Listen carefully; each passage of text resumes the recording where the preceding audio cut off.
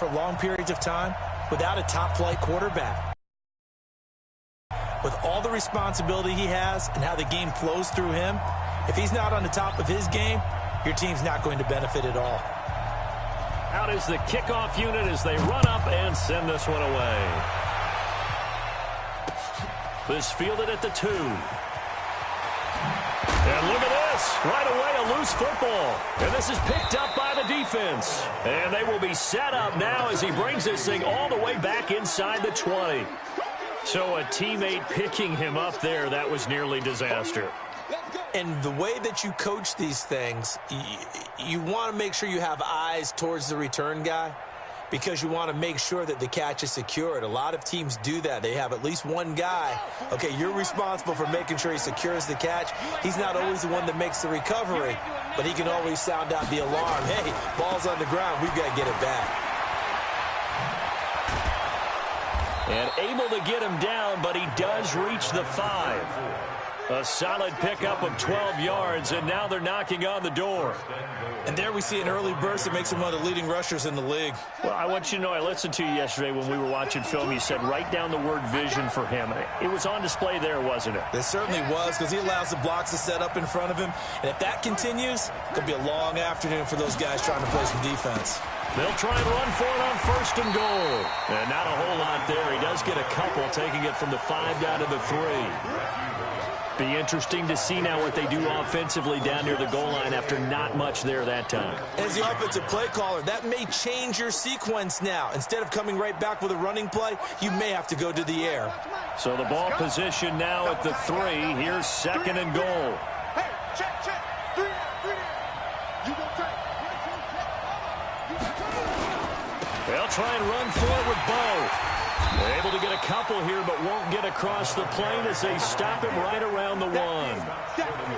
2 straight shots on the ground. Now on 3rd, do you go to the air? I think the possibility exists, and if you're doing it, you're probably going play action since you ran it twice. But I often think that 2nd down is the time you go play action and throw the ball. I say commit to the run and think about it being 4-down territory. They'll try the ground game with Jackson. And that one going nowhere from the start as he's met in the backfield and goes backwards. Call it a loss of 2 on the play. And that will bring up an interesting decision here on 4th and goal.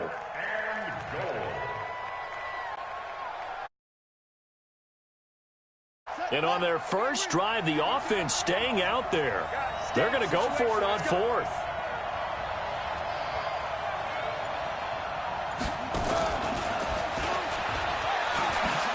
And he is into the end zone for a touchdown. A 2-yard touchdown grab as his guys are able to strike first here in this opening quarter. Big 4th down conversion for the score, and the defense, that is a tough pill to swallow. Big time for them. How about them just deciding to go for it on 4th down? And, forget the field goal, because that looked like an easy 3 points. Yeah, you might have had a defensive breakdown in there, but they pressed the issue and found a way to get it into the end zone. Give them big credit for that.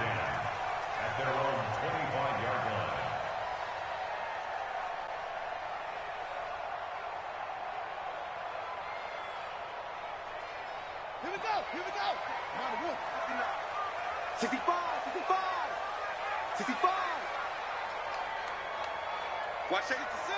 Pull it. High. Safety's creeping. Hey, switch gears.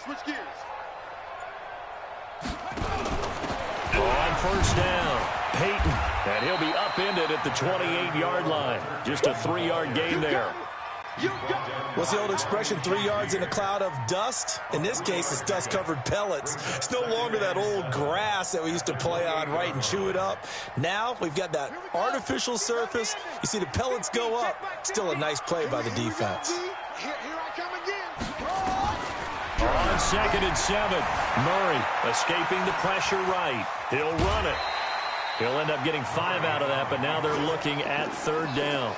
They brought the blitz that time, and I thought they were going to get to him, but instead he flipped it on its ear and ended up picking up positive yardage. I thought he was dead to rights, but you are exactly correct, sir, able to turn that into a positive gain.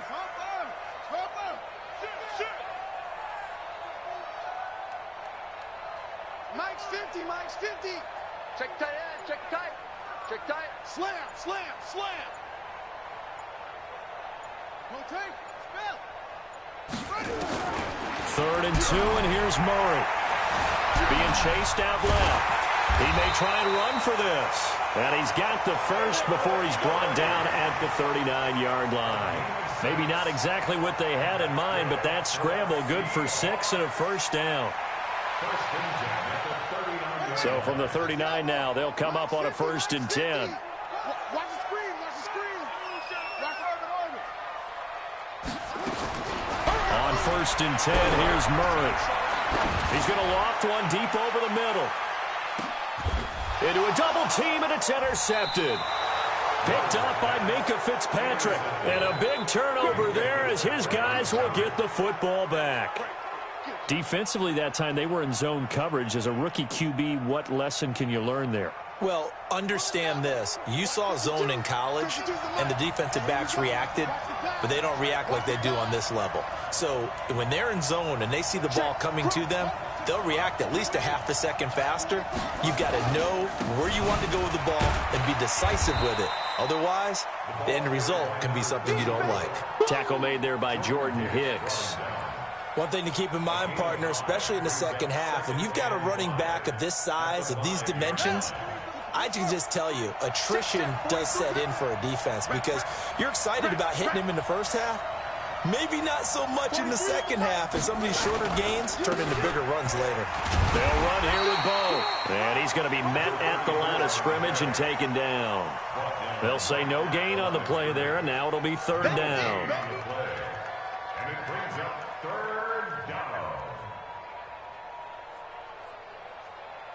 After one, 7-0 on EA Sports.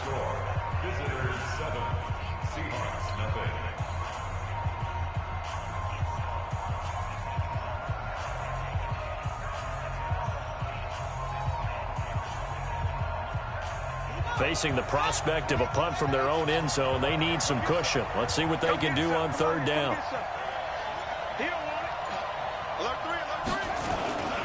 On 3rd down, this is Jackson. And a short gain here as he gets it up only to about the 6. Only a yard on the pickup there, and it's going to leave him with a 4th down. Well, he hasn't made much of an impact in the running game thus far, and after that last run, not much is going to change in that area. He hasn't been able to get anything going, and really the offensive line not helping him much. This is away, and a very good kick angled for the sidelines.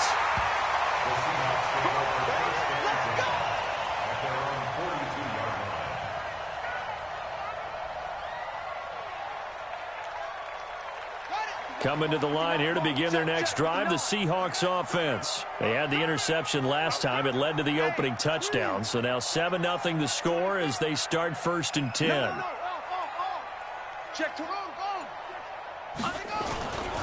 They'll run on 1st down. Peyton. And this will leave them a yard short.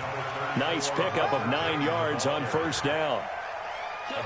First play of the drive, let's give credit all around. Excellent blocking, but the guy carrying the ball, he was the finisher. A really nice run.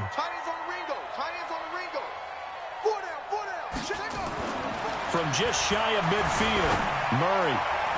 And he rifles one incomplete.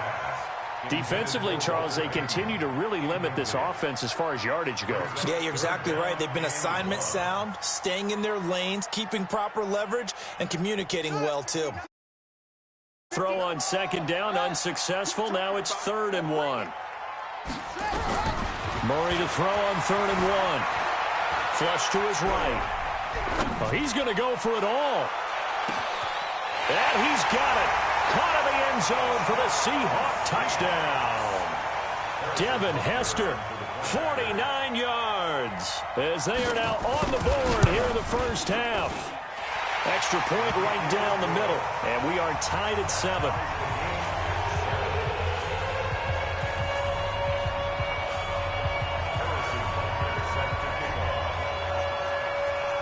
So all even at 7 now as they kick it away. Fielded about a yard deep. And this return net's positive as he gets past the 25 and up to the 27-yard line.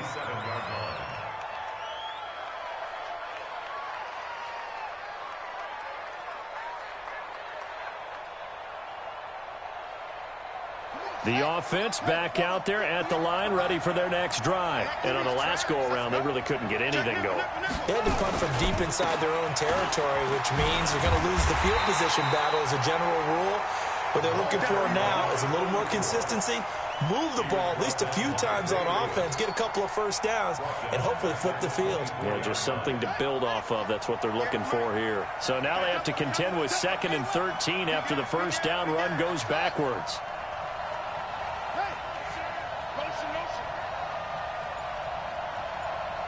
58, right over there, right over there. Yeah, yeah. Mike, 58, right there. Here's Michael Vick. Buying time to his left. And that'll be incomplete. Good protection that time, and they couldn't hook up on the long one. Now it's 3rd down. It's been my observation there's been a nice variety of play calling defensively. You and I often talk about an offense's ability to keep a defense off balance with what they're doing. I think the converse has been true in this game. I think you're right. They seem to have gone off tendency quite a bit, but only the second quarter, a lot of time to change things. An incomplete pass on that last play, and that means they'll need to come up with something here on 3rd down. Well, he cannot get away. Down goes Vick. Takk McKinley made his way into the backfield. Brandon, what I remember most about playing with guys who knew how to rush the passer, they would just tell you, just cover people for me, just long enough for me to get there. And that's exactly what happened on that play. We've hit the 2-minute mark of the first half. All knotted up at 7.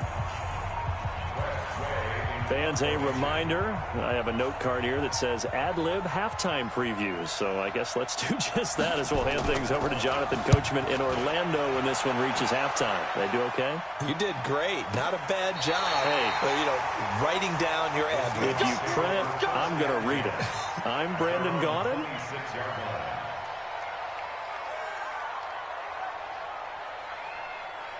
Here's the Seattle offense ready to get this drive underway. The last possession, these guys were able to tie the game with a touchdown, and now they'll have a chance to move out in front. Yeah, let's give a big assist to the defense who got the ball back. The special teams went out there, handled things. They've got it. They've got momentum. I know they're eager to get out there and put it on display. Oh, now he'll try and chuck it deep left side. And that's caught inside the 35. And he takes it all the way down to the 32. It's a big play there for Seattle. 42 yards. So the big play changes the complexion of things. Here's 1st and 10 just outside the 30. Check three. They'll try the left side. Peyton, and only able to get 2 here. Stopped at the 30. Well, we saw him there trying to get it to the outside, trying to get to the perimeter, but not a whole lot of room there. But there's got to be one positive to that. If you keep moving laterally, creases tend to develop as the game moves on, and they can run it back inside later.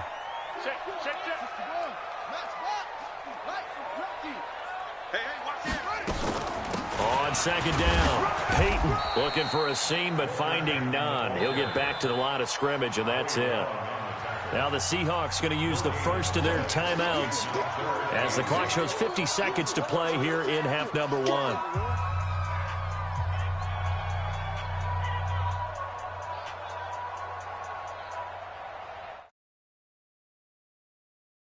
Third down, they had the big play to start the drive. Not much sense.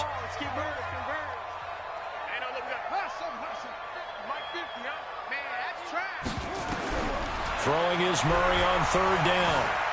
Flushed out right. And he's got his target. That's Moore. And he's out of bounds. Almost gets to the 10. That'll pick up the first down for Seattle on a gain of 18. 1st and 10 at the 12-yard line. Here we go. Not good. Let's go. 52 is the mark. First down, Murray. Eluding the pressure right. And now he's going to use his legs. Nice work to get 7 out of that, and it's 2nd down. Okay, he's not going to get the first down, but this is still a nice job of buying some time and then running to get to the sideline and get out of bounds and avoid the big hit. Escaping the pressure right. End zone caught. Touchdown, Seattle. DJ Moore there to make the...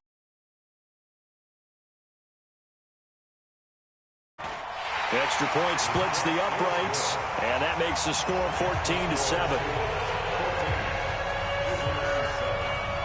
Now after the touchdown, here's Butker on to kick it away. This is fielded at the goal line. And he'll take it past the 25 and up to the 28-yard line.